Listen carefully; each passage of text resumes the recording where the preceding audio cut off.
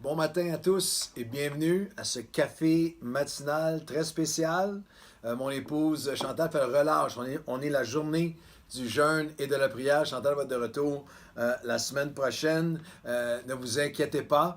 Comme vous voyez, on a un peu changé le décor. Les nouvelles règles de la santé publique nous permettent que je puisse faire le podcast ici dans mon bureau. On va varier les endroits où on prépare, où on vous présente ces cafés matinaux. C'est une journée de jeûne et de prière où dans la journée, je vais être avec des pasteurs de partout à travers la CF, où je vais être en prière aussi avec le staff de Nouvelle Vie, tout le staff au complet.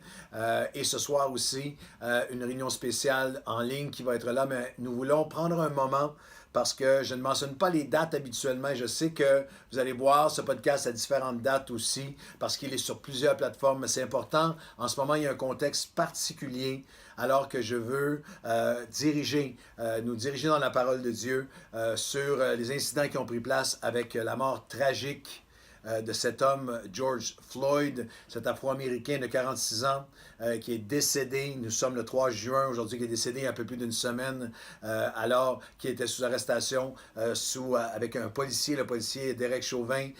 Et depuis ce temps-là, des accusations qui ont été portées contre le policier. Il y a toute une révolte qui prend place, des émeutes partout à travers des manifestations qui souvent commencent pacifiques, qui par la suite deviennent des manifestations violentes partout à travers, non seulement les États-Unis, mais ici sur Montréal, partout à travers l'Europe. Il y a un mouvement et il y a des choses qu'on voit en ce moment à tous les jours, avec énormément de pillages, de violence. Il y a des policiers qui ont perdu la vie, il y a des blessés graves. Il y a aussi maintenant l'armée, littéralement, dans plusieurs villes américaines pour essayer de maintenir l'ordre. Et il y a toute une conversation qui prend place mondialement concernant la discrimination, les injustices sociales.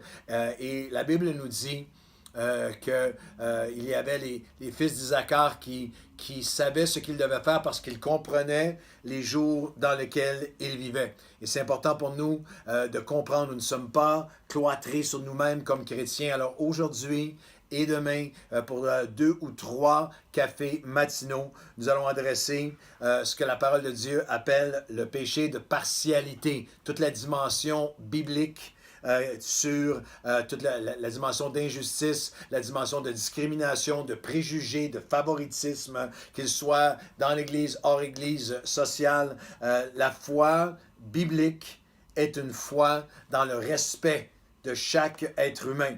Si vous n'avez pas visionné, j'ai fait un posting sur Facebook, un mot de Pasteur Claude sur la situation de George Floyd bibliquement. Je vous encourage à aller le voir. Une des choses qui m'a marqué suite à tout récemment, suite à cette présentation que j'ai faite sur Facebook, à ce posting sur Facebook, c'est le nombre de chrétiens de longue date qui m'écrivent et disent « Je suis chrétien depuis tant d'années ». Et je ne savais même pas qu'il y avait des versets de la Bible qui parlaient de tels sujets. Et pourtant, il y a des centaines de passages bibliques qui nous rappellent à quel point c'est important. C'est pour ça que cette semaine, on va en parler, on va prier surtout ensemble, on va en parler ensemble, on va regarder la parole de Dieu ensemble. Et je vais aussi vous inviter à encercler dans votre calendrier, à inviter le plus de gens possible à se joindre à nous pour Nouvelle Vie chez vous, pour notre live ce dimanche 7 juin, où on va avoir toute une présentation spéciale et où je vais apporter un message qui va s'intituler « La réponse de Dieu et la réponse de l'Église chrétienne, de nous, l'Église chrétienne, au cri « Je ne suis plus capable de respirer ». C'est ce que cet homme, George Ford, c'est pendant 9 minutes sous le genou, sur son cou du policier. Et les 3 dernières minutes, alors qu'il était inconscient, mais juste avant, arrêtez pas de crier « Je suis plus capable de respirer ». Et il y a des nations entières, il y a des gens partout autour de nous qui crient la même chose. Qu'est-ce qu'on dit, nous, la Bible? Qu'est-ce que la Bible dit de ça? Qu'est-ce que Dieu dit de ça? Qu'est-ce que nous, l'Église chrétienne, quelle est notre réponse à cela? Je sais qu'il y a des gens qui regardent en ce moment, puis disent, voyons, si vous êtes de Nouvelle Vie, parce que là, de Nouvelle Vie, on est d'une église hyper qui combat l'injustice, multiraciale. Nous, depuis les débuts de Nouvelle Vie, depuis 27 ans, nous disons, nous sommes intentionnels à ce que sur la terre, notre église soit une représentation de ce qui va prendre place au ciel. Et ce qui va avoir une place au ciel, c'est toutes les nations ensemble. Et alors, c'est quelque chose, l'égalité à Nouvelle Vie, qu'elle soit entre hommes et femmes, qu'elle soit salariale et dans tous les autres aspects, le combat contre les injustices sociales dans notre propre ville et dans le monde, ça fait partie de notre ADN Nouvelle Vie. D'ailleurs, si vous pouvez aller sur notre site Internet, j'oserais dire que vous allez avoir de la difficulté à trouver une église francophone au monde avec tant de messages sur la justice, sur le cœur de justice, sur l'appel à la justice. Oui, c'est une partie intégrale, mais nous avons besoin d'aller un petit peu plus profondément ensemble et aussi pour tous ceux qui se joignent à nous dans la grande famille du Café Matinal, de revenir à des textes bibliques sur ce que la Bible appelle le péché de partialité ou de favoritisme et de l'autre côté, des textes extraordinaires comme Deutéronome chapitre 10 et le verset 17-18. Vous allez voir de plus en plus, on va vous aider en faisant apparaître les textes à l'écran parce que plusieurs d'entre vous avaient écrit, on veut bien suivre dans le podcast, mais Deutéronome 10, 17-18. Car l'Éternel, votre Dieu, est le Dieu, le Seigneur des Seigneurs. Vous dites, Amen, oui, ça c'est notre Dieu. Il est Dieu, il est grand, il est puissant.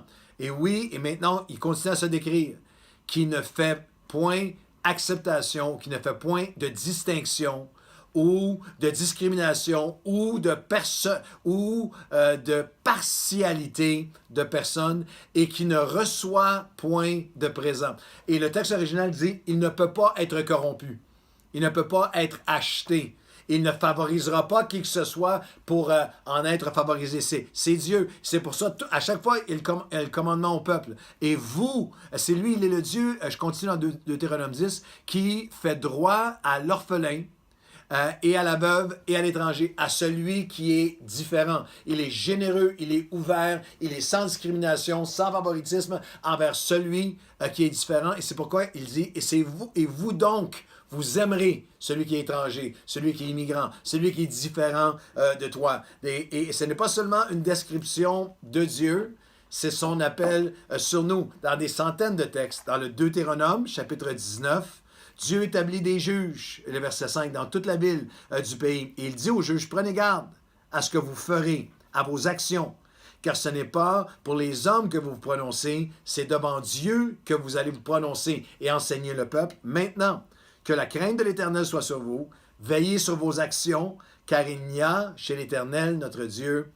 ni injustice, ni égard pour l'apparence des personnes, ni acceptation de présent ou de faveur. C'est le commandement de Dieu, c'est la nature de Dieu, c'est son appel pour chacun, pour chacun d'entre nous. C'est littéralement la discrimination, si vous voulez une définition, le péché de partialité, c'est avoir un préjugé favorable ou faire preuve de favoritisme envers certaines personnes et ou un préjugé défavorable ou faire preuve de discrimination envers d'autres personnes. Pas seulement au niveau de la couleur de la peau raciale, juste aller un petit peu plus profond aujourd'hui et penser, est-ce qu'il y a des gens que je regarde favorablement à cause de la couleur de leur peau ou que je regarde non favorablement? Est-ce que des gens, à cause de la façon dont ils sont habillés, la façon, selon leur tatouage, selon leur piercing, selon leur look, selon leur nationalité, selon leur âge, est-ce que j'ai une discrimination envers certains groupes d'âge, les jeunes, les plus vieux? Est-ce que j'ai un regard qui regarde favorablement en partant, qui a un préjugé favorable pour un groupe d'âge, pour un groupe de personnes, pour un groupe dans la société? Est-ce que je regarde mal ou avec défaveur des gens qui sont plus riches que moi, des gens qui sont moins riches de moi, des gens qui sont différents de moi? L'apôtre Jacques enseigne, et c'est extraordinaire, un texte absolument extraordinaire dans le Nouveau Testament, dans l'Église sous Jésus-Christ, après la croix, la résurrection. L'Ancien Testament dit ça, c'est votre foi, ça c'est maintenant votre commandement. Et dans Jacques chapitre 2, verset 1, mes frères, que votre foi en notre glorieux Seigneur Jésus-Christ soit exempte de toute acceptation, de toute distinction, de tout favoritisme, injustice ou préjugé envers qui que ce soit. C'est la nature, c'est l'essence même de notre foi. Puis il donne un exemple tellement concret que c'est malaisant. Chapitre 2 et le verset 2. Supposons en effet qu'entre dans votre assemblée un homme avec un anneau d'or, un habit magnifique, et qu'il y a entre un pauvre, un misérablement vêtu, qui tournant vos regards vers celui, et vous, tournant vos regards vers celui qui a l'habit magnifique, vous lui dites, voici, prends la place d'honneur, et toi, prends la place, littéralement, assis-toi au-dessous de mon marchepied. Je vais développer ce texte demain, mais il est tellement, tellement brûlant d'actualité parce qu'il dit, si un homme se fait mettre sous arrestation, si un homme est arrêté par un policier, si un homme entre dans votre église, si un homme, quelle que soit la couleur de sa peau, quel que soit son arrière-plan, quel que soit son look, quelle que soit sa culture, l'appel chrétien, notre foi à nous, doit être exempt de tout favoritisme, de toute élévation, de toute discrimination, de tout préjugé. Alors aujourd'hui, en ce temps de jeûne et de prière, cette journée de jeûne et de prière, on va développer Jacques 2 demain. On va prier ensemble demain, mais je veux dès aujourd'hui qu'on puisse prier ensemble. Voulez-vous consacrer un temps dans cette journée d'aujourd'hui à prier? Prions pour la repentance, pour des cœurs repentants, des cœurs. Seigneur, viens m'aider, viens rapprocher mon cœur du tien. Fais de moi quelqu'un qui va plus que jamais être conscient de notre appel à combattre toute forme de discrimination ou d'injustice. Prions pour la paix et j'ose dire, prions pour les agents de la paix. J'ai dans mon cœur que nous puissions prier pour tous les policiers, tous les policières, toutes les forces de l'ordre. C'est horrible ce qu'ils ont à vivre. Moi, je parle avec plusieurs policiers en ce moment. C'est horrible d'essayer de faire leur travail en ce moment. Les manifestations, la violence, tout ce qui prend place. Je veux qu'on puisse prier. Qu'on puisse prier pour nos leaders, qu'ils soient. C'est tellement fabuleux lorsque Jésus dit « Heureux ceux qui procurent la paix, c'est eux qui vont être appelés fils de Dieu. » Nous sommes appelés à être les fils de Dieu qui vont procurer la paix parce qu'on peut prier ensemble pour nos gouvernements, pour nos leaders, que chaque personne ici, aux États-Unis, chaque personne qui est à la télé, sur les médias sociaux, chaque personne qui est capable d'influencer, puisse parler pour la paix, puisse parler pour la réconciliation, puisse parler pour unir, puisse parler selon le cœur et les intentions même de Dieu. Et est-ce qu'on peut prier pour ceux qui ont été victimes de discrimination? Pour nos frères, pour nos sœurs, de la communauté noire et d'autres communautés victimes d'injustice et de discrimination, nous prions aujourd'hui, Seigneur. Nous te demandons, viens purifier nos propres cœurs. Nous entendons ta voix aujourd'hui, nous voulons être comme toi. Nous entendons ta voix et aujourd'hui nous te demandons, aide-nous, pardonne-nous, change-nous, purifie-nous. Nous prions que nous puissions être des agents de paix, ceux qui procurent la paix, des fils et des filles de Dieu qui amènent la paix. Nous prions ensemble pour des hommes et des femmes de notre entourage et dans notre société qui sont victimes, qui ont été victimes d'une cruelle et flagrante injustice, un traitement discriminatoire injuste.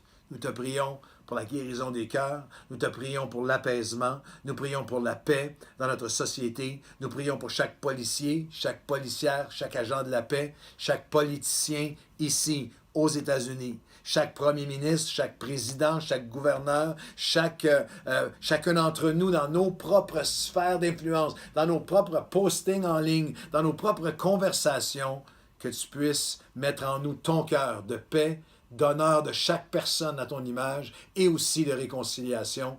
Seigneur, aujourd'hui, nous prions pour nos villes et nos nations. Nous prions pour ton Église, pour nous l'Église, que nous soyons enfin et plus que jamais la représentation de ton cœur dans ce monde, dans le nom de Jésus. Amen et Amen. On se donne rendez-vous demain. On continue ensemble dans la parole de Dieu. Prions ensemble aujourd'hui.